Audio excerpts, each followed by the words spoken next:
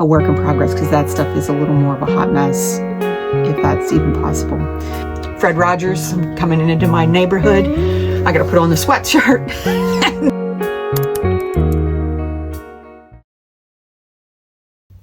Good morning and welcome back to Crafting with Glorious Purpose. My name is Carolyn and I make unique gifts and customized decor for you and whoever you wish to buy for. This week, it's the week of February 9th. We watched the Puppy Bowl and the Super Bowl last night. We were flipping between. We're not big football fans, but we just kind of tuned in to see some of the highlights and also the some of the commercials, which were okay. There were some funny ones, but for this week, I am excited to say my catalog is completed. I spent the weekend finishing up the last few folders and it is amazing. So I'm going to show you that in this video, give you a walkthrough and show you some of the stuff I did. It turned out really great.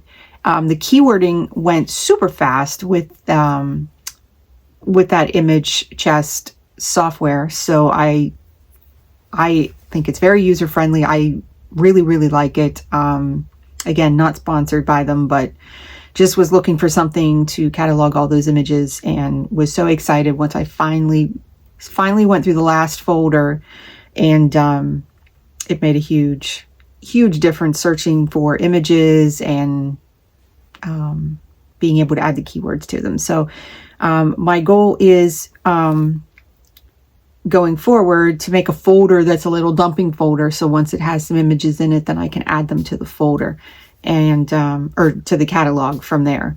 That way I don't have, I don't get overwhelmed with like my downloads folder being full of items. This way I can go through them real time. If it's something I'm not going to keep, I'm going to toss them. If it's something I want to keep, I'm going to rename it on the spot and throw it in that folder, and then I can just add it to the catalog and keyword it and try to keep that going so that I can keep it tidy. And it would be nice, and it's on my list if, once we start getting into the more busier weeks here, if I have any time in between, I think I'm going to try to make one that's just my artwork that I've created as a catalog, so that if I need to steal something from a design or, anything like that, boom, I can sort and say, hey, I already made a towel with, so-and-so, or here's all my vinyl decals, and I can have them sorted by what the product is and what I've made. So I've got some ideas rolling around for that. But that's going to be a work in progress because that stuff is a little more of a hot mess, if that's even possible. I want to also finalize, we worked on finalizing our taxes last night, so I just got to get it, copies made, get it organized and put into a folder, and we mail that out. So I'm hoping by the end of this week to have that mailed out so that we can hopefully get our return quicker. And other than that, I think I'm going to be just kind of trying to create some new designs for my next coming market, which will be the end of March. And since it is at a fire hall, I realized I don't have any decals for first responders, firemen, or any of that kind of stuff. So I was trying to work on a couple of designs this weekend. I haven't found any that I really like. So I think I'm going to try to work on that a little bit and then try to finish up working on my Easter. Well, actually, I have ideas for Easter, but I haven't settled on what I want to do. I'm going back and forth. It works in some products, but not all. So I'm trying to find something that it will work across everything. So that is where I'm at right now. Going to have to log into work. I'm back on the 8 to 5 this week. And that is about it. I did finally break the ice and push all the fears of going live aside, and we actually went live on Instagram yesterday, right before the Puppy Bowl started, to promote my dog bandanas, my dog coasters, stickers, and my designed dog shadow boxes, and put them up for a quick sale for the Puppy Bowl. That didn't really do anything at all. I got no additional hits on my website. I think I got 2 likes on Instagram, and I shared it also. I shared the live to my feed as well as to Facebook. And yeah, it was kind of, I don't know if I was kind of late to the game doing it the day of or what, but definitely going to try doing another live for some of my other products to try to get some exposure. I've got, a few things that I think people just kind of need to see. So I'm hoping like in person that if I actually explain and show them, it'll give the illusion that you get when you're at an in-person market and people can actually touch and see things. So that's kind of where I'm at for this week. And it's going to be another laid back week of just getting little things done. I kind of want to tidy up some of my admin probably at the beginning of the week. But I did finalize some cat stickers and got those taken care of. So all of my stickers have been made for the next upcoming show. They're all in square. And yeah, we'll see how the rest of the week goes, if I come up with some other things. And I will take you along for that. But without further ado, I'm going to show you what the catalog looks like and show off all the hard work that I did. So stick around. So here we are. We are in my final art catalog, which, to be honest, I didn't think we were going to get here. But this turned out really, all the hard work paid off. It turned out great. So what I have here is everything labeled what it is, saved in the right format that I'm going to be using, and categorized by keywords. So all the keywords that I've used are show up here on the right. And I clicked on groups of them to do, like, I didn't go through like every single little thing that was in the file, because chances are I was trying to do the keywords based on when I'm searching and I'm looking for a cat, I'm just going to type in cat. And that's what's going to come up. Like, I didn't look at it to go, oh, it looks like a snowy day and it looks cold and it looks this. Like, I didn't need every possible keyword. I just put what my first impression when looking at the photo, that word is the word that I'm going to be using. Now, there are instances where I keyworded things with multiple keywords. And to show you a couple of those, like this one here is a background, but it's also baking related, and it also has animals in it. So this is how I keyworded. So of all the keywords that are shown here, these 3 that are highlighted with the blue dots show if I search for animal, baking, and by default it goes by art catalog, but that's what it'll look for. The one thing that I wish I would have put on these ones, and I will add while I'm here. So if I hit shift and I click, it will go through and grab all of these. These are also perfect examples of a background. So I'm going to go back to sorting these by keyword, so they're in alphabetical order, and I'm going to select background, and then I'm going to hit assign. So now it has a blue dot beside it, and it's showing that it also will come up with the search background. So I missed that going through the first time, but this is what's nice, is once I'm going through and looking through these, I can add them as I go, what applies. But I could go down to the level of bear, baked goods, cutting board, I think is in here. Like, I don't want every little instance, because chances are if I'm picking this, I'm going to use it as a background. And I want to know if it has an animal in it or something like that. So that is what I did. I went through here and I got all of my artwork cataloged. These are all the freebies that I had gotten from designbundles.net and Creative Fabrica, and some of the files that I generated through AI. And yeah, these are all ones that I pull elements from. I don't use them as they are, only because there was a lot of things going on with Creative Fabrica in the last few weeks about people getting sued using their images, and I don't want any part of that. So if it's not legitimately commercial free, I still would like to put my own spin on it and use it. But in this case, like, I thought this was a really not so crazy about the font choices for this tackle cancer, but I love the image of the football. Now I could use that. I could change the color. I can change the texture. I can put it in a vinyl decal. So I was looking for elements that I would use going forward if I needed something like that. But I have all the backgrounds, and I mean, these were easier to keyword than it was to go through all the folders to find the ones that worked for me and ones that did not. So now if I wanted to go in and I wanted to look for just flowers, I can go in and search find assets this way.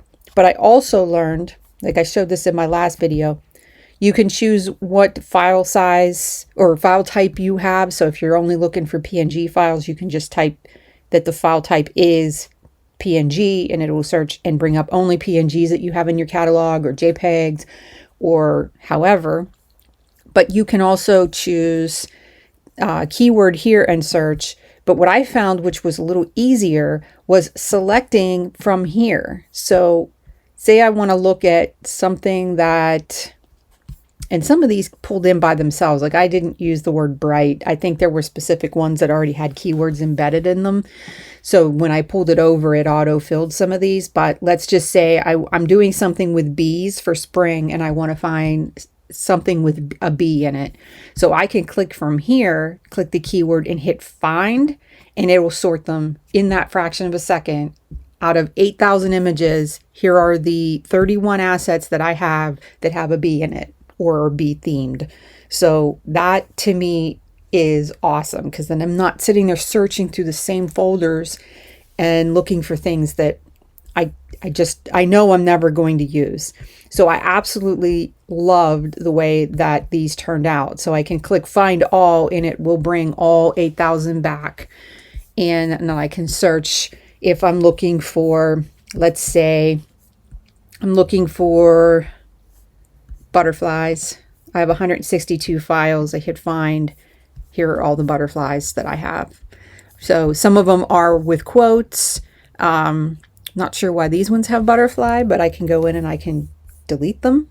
So I can sit here, I can click the word butterfly, and I can hit unassign, and it will remove those. It won't delete them from the catalog. It'll just remove them with that keyword because they were added by accident. So yeah, I mean, this to me is exactly what I wanted. So if I wanted this one, I can go to my actual art folder. It shows the path underneath, but I can just go to the art catalog and know that 2127 is the butterfly I want to use, or I can double click on it and it will open it in the default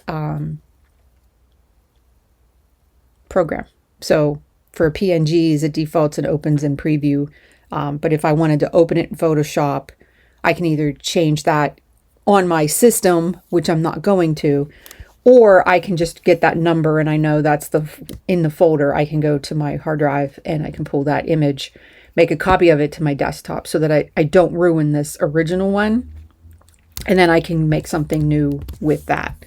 Same thing with any of my AI or my AI files will all open into Illustrator for me. So if I double clicked on, say, this butterfly border, I can double click on it and it will open, it'll launch and open Illustrator for me. So all good things.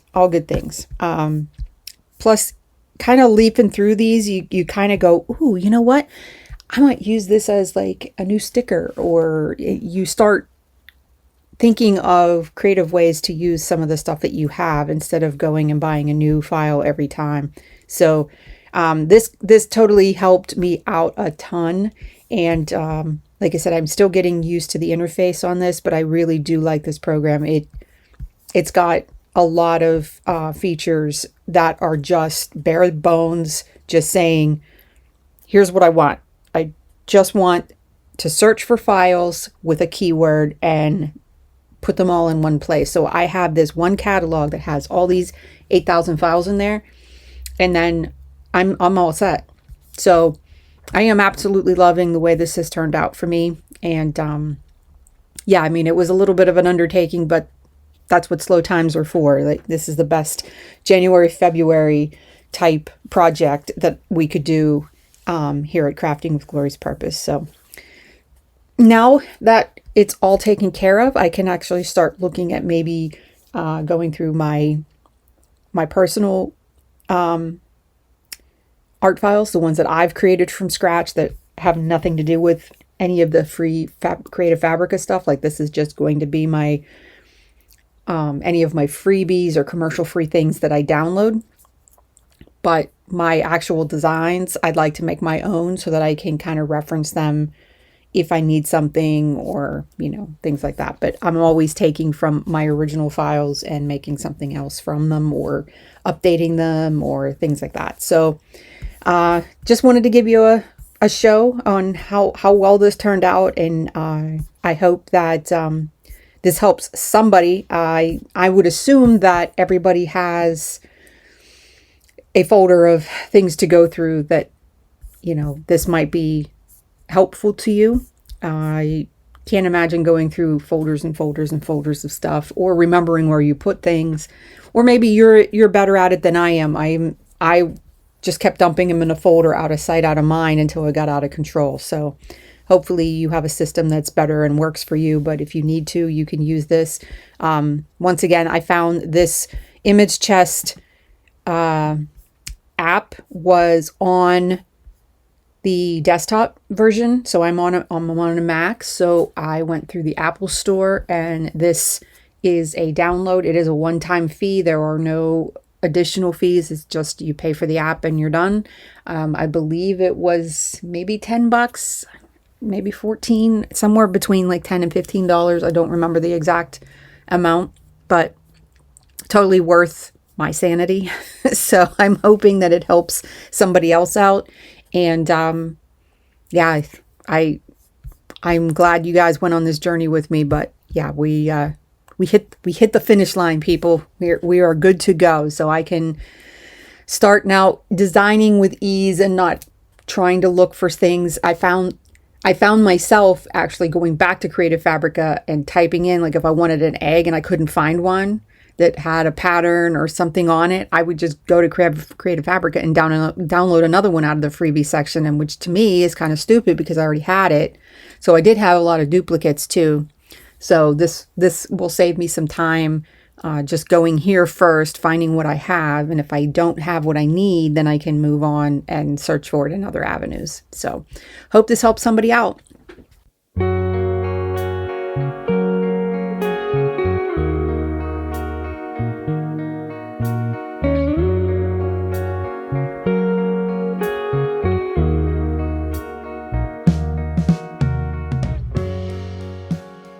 Hello everyone, and welcome to Wednesday. I didn't film yesterday because there really wasn't anything to film. Didn't do much in the work realm. I worked a little bit after work, but lunchtime I just needed a break from the computer, so I really didn't do much yesterday. But I did come up with a new vinyl decal idea, I guess is the best way to say it. I had generated a bunch of dogs that were black and white, basically just line art, black line art of in a really like graphic kind of style, with dogs peeking up over a surface. So some of them you only get like this much, some of them full ears, but all of them with their paws. And I've had them in a folder for I don't know how long, just trying to find the right thing to use them for. And I have all the breeds that I do have for my coasters and stickers. So when I had them, I was like, okay, well, what I wanted to make a decal with it, but I couldn't think of the wording. Everything was too much, didn't work right. I can't make them too small because then the fur would be really awful to weed. So I thought about it for a while, and I came up with a really, really cute little concept. So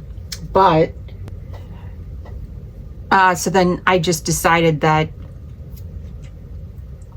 I would show you guys what I've come up with, but also it's a good tutorial to kind of show you the right way and the wrong way to do line art when using a different color vinyl. So if I was doing these in black, they would be different than they would be if I was doing them in white, because obviously you're doing the shadows of the image so that it looks like, you know, the negative space is all clear for what you're putting it on. When you do it, you have a reversed one, and then when you reverse the color to white, then it looks a little awkward. So I don't know if you've ever run into it before, but I'm going to show you how I fix it in Illustrator, because that's the program that I use, and I can show you how it will look. So I did one that was wrong so that you could see what it looks like, and then one with it correct. So here is, I'm going to put this on the back of a black board here. So this is the wrong way. So if you see, when you reverse it, you have, the dog looks kind of scary, but it's because the shadows are not showing up the way they should be. So the correct way is to have it look like this. So this is the correct way. So I'm still getting the black, but it is reversed so that when I use it for white, it'll look okay. So that is the difference between these two. So if you look at them side by side, you can kind of see, all I'm getting is a glare. There we go. Keeps wanting to focus my face. There we go. So you can see the difference. So we're gonna work on, and I will show you how I fix that so that it doesn't screw that up for you. So let's jump onto the computer. So here's a file of a dog, and what I'm going to show you here is, so this is my Illustrator and my vector image, and I have it grouped. The first step to make sure that this doesn't look weird, so what happens is, if you just take it as it is and you make it white, it's going to reverse it and make it look more like a negative. And that's not what we want. We want to have the inside part should be white, not this part. So to get that effect without a whole lot of work, the easiest way that I have found is to take the dog. I go under object and I go to path, and then I go to offset path and create an offset. So this is, I'm going to change this to rounded, and I'm going to put 1. And what that does is it gets rid of all the really harsh points. So if your miter is too high, you're going to get weird, it'll go off into long spikes, and you don't want that. So I'm going to round it, and I'm going to put it to 1. So this is what you're going to end up with. I don't deselect it. I go to my Pathfinder, which is under window, and you go to Pathfinder, and this is the Unite, which is this first one here. And what it does is a lot like the Cricut Design Space Unite. You'll click it and it will make this all one path. And then what I need to do is send it to the back behind the art, and I'm going to make it white.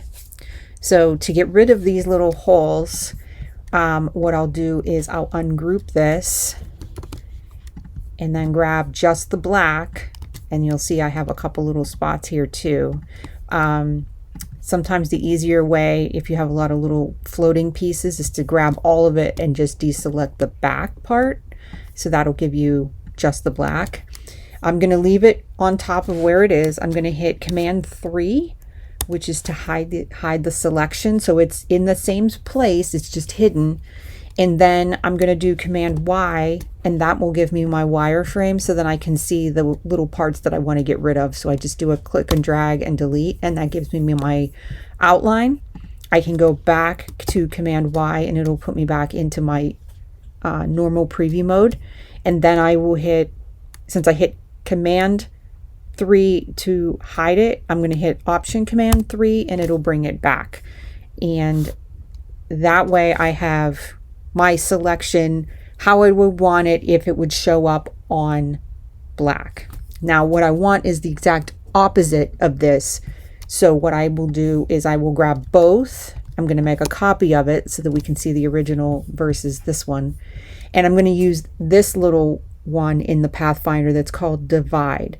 So what it does is it just creates, it cuts out into the white one, because the white one is just a full white, no cutouts in it at all.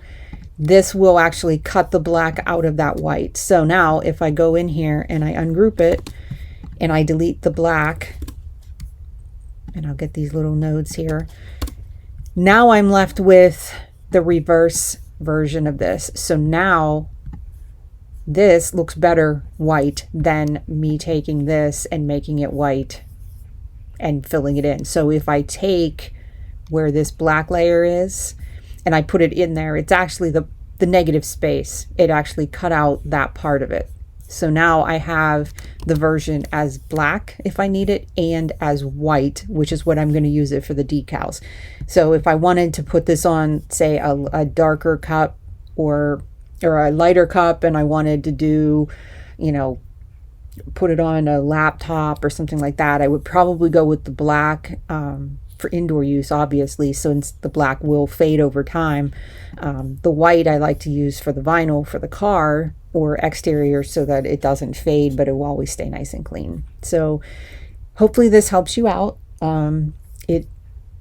It's the easiest way that I can find to reverse it and have both pieces. So in actuality, you probably could keep them both in the same document, and then you'll have them for whatever situation you need. So I hope that quick little tutorial helped you out. It can be a little tricky and a little cumbersome, but the results are what you're ultimately going for. So I think that, you know, this looks much better than the creepy-eyed dogs. So that's what we're doing. But I have one of these. I'm going to make one of these for every single dog breed, and it reads, "My windows aren't dirty. That's my dog's nose art." So these would be perfect for your car, or you can put them on your windows for like maybe your front door. I know when I don't know if you want to call him my fur cousin comes over, there's always little nose prints and paw prints on my window, as well as my actual nephews. But I think that, you know, this would be really, really cute on your car as a way to justify not having to clean your windows as often.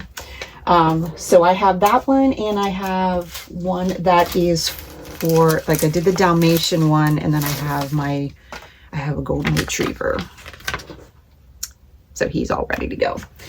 And so yeah, I'm gonna continue working on these. I've got a few more breeds to finish up, and yeah, that's what I'm gonna work on for this lunch break. I've got my soup ready. It's as you can see, starting to snow a little bit. I'm hoping that just passes through, but I highly doubt it, because it sounds like Chicago and Michigan are getting some storms, so I'm sure we'll be getting it probably right over the weekend, so that you can't go anywhere, because we're gonna, you know, in Pittsburgh, we always get told, you know, it's gonna be a blizzard, it's gonna be the biggest ice storm ever, and then we get nothing. So then you don't go anywhere, thinking, oh, well, I'm not gonna go anywhere because I don't want to get stuck, or yeah. So that's the beauty of living in Pittsburgh, is you get all 4 seasons in one day. It could be, you know, 40 by afternoon, but a blizzard in the morning. So yeah, you dress in layers all the time. And, you know, in my basement here, you know, I can wear short sleeves all upstairs, but as soon as I come down here, I feel like Fred Rogers. I'm coming into my neighborhood. I got to put on the sweatshirt instead of my sweater, and you know, 2 pairs of, you know, I have socks and, you know, cabin socks and slippers on, because my feet get cold, because a lot of the draft is underneath. So yeah, I feel like I got to come in and I got to put on my crafting and working outfit, and then when I go upstairs, I'm shedding all that off because it's warm upstairs. So that's the beauty of having a split level home, you get split level temperatures too. But yeah, so I'm going to use my lunch break and I'm going to work on these little decals. And my hopes are to do the first responder ones too. So I'm going to be getting these ones prepped because I can cut 8 up on my bigger Cricut mat. So I can do 8 at a time once I get them all exported and into Cricut Design Space. And while those are doing that, then I can kind of do some doodles and work on some first responder ones so that I can have those for my show, which is going to be in March. My goal for these decals are going to be at least having the popular dogs for my upcoming show in March. And in the summer, the pet wolf stock isn't until September. So my goal for the September show is to at least have one of each of the dog breeds with maybe duplicates or more than one of each of the more popular ones. I seem to sell a lot of pugs. I sell a lot of golden retrievers, Rottweilers, and not as many. Like I thought Yorkies were popular. I see people with them all the time, but maybe they just don't buy a lot of things with their Yorkies. But it seems to be all the bigger dog breeds, especially Great Danes. I sold a lot of Great Dane stickers over the year last year. And yeah, so I want to have some of the more popular breeds, at least more than one of, because I have a feeling like if I sell one and then I don't have it, I don't think I'm going to have a lot of the more obscure breeds. So I think I might just carry one of them, and then if they sell out, and like I do for each of my shows, if there's something people are looking for that I sold out of or I don't have, but I do have on my website, if they order from me that day, I ship it to them for free.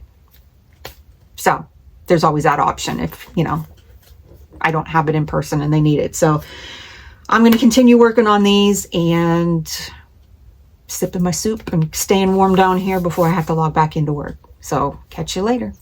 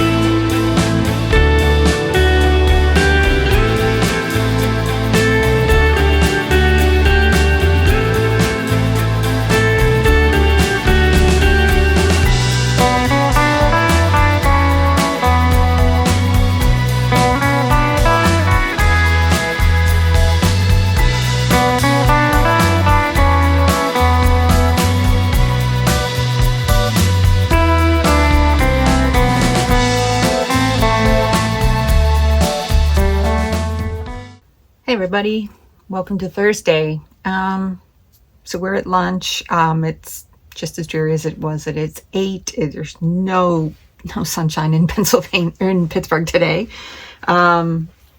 We are going to do a couple things at lunch, but nothing really worth filming.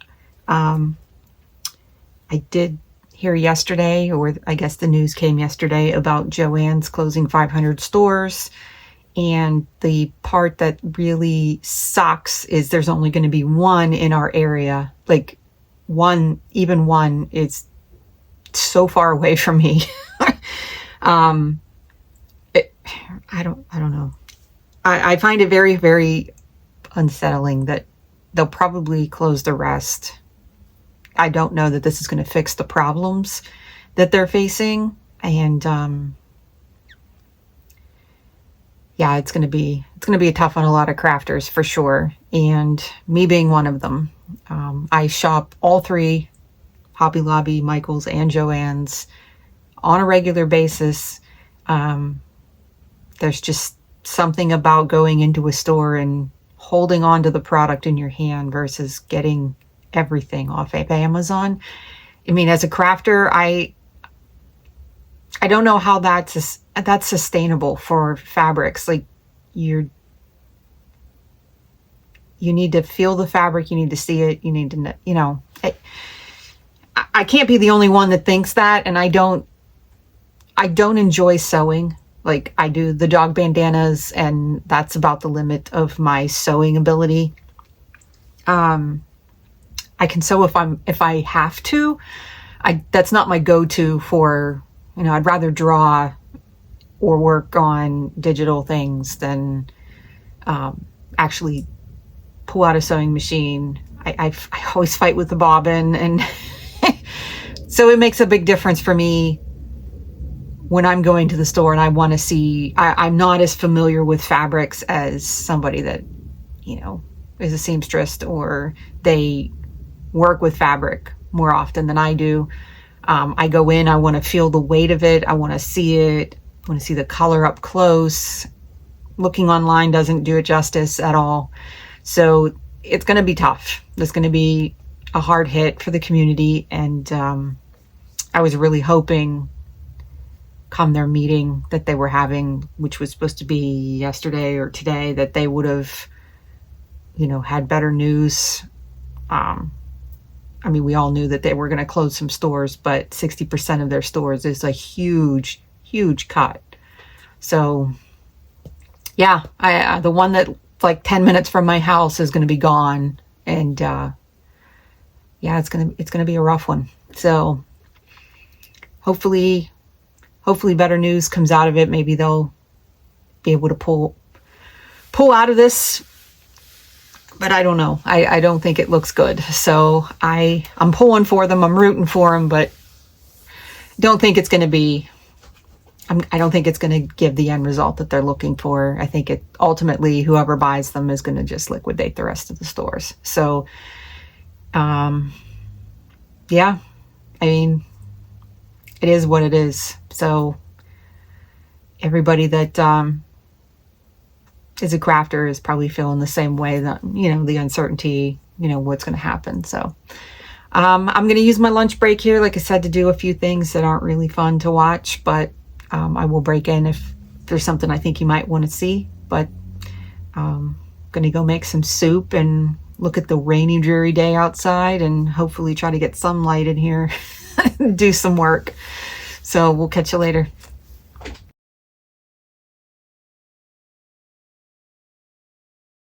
Hello everybody, and welcome to Friday.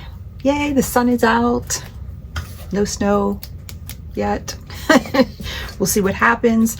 I'm on my lunch break. I just got back from picking up some lunch. I think today is going to be working on my spring collection. That is the only thing that I haven't touched this week off my list. I did get everything else done, so my my taxes are finalized, and that was the main thing I needed to do. I was going to use my lunch break today to go over to Joann's, before the weekend, because I think from what I'm seeing online, the weekend is when they're going to start doing the liquidation discounts. So I didn't want to go in there was the madhouse, so we went last night instead. So I did pick up a few things. They had a bunch of sales, so I was actually surprised. I actually got some stuff pretty darn cheap. These are what I've been looking for. I found some of these on Amazon, but the color was too bright of a pink, and I know I saw these somewhere and I couldn't figure out where. These are $1. I love these. I use them on my table a lot, and I liked this more muted pink for my brand than the bright pink that I got, or the baby pink that I got, which, if I have to be honest, I'm not a fan of pink, which I've said before.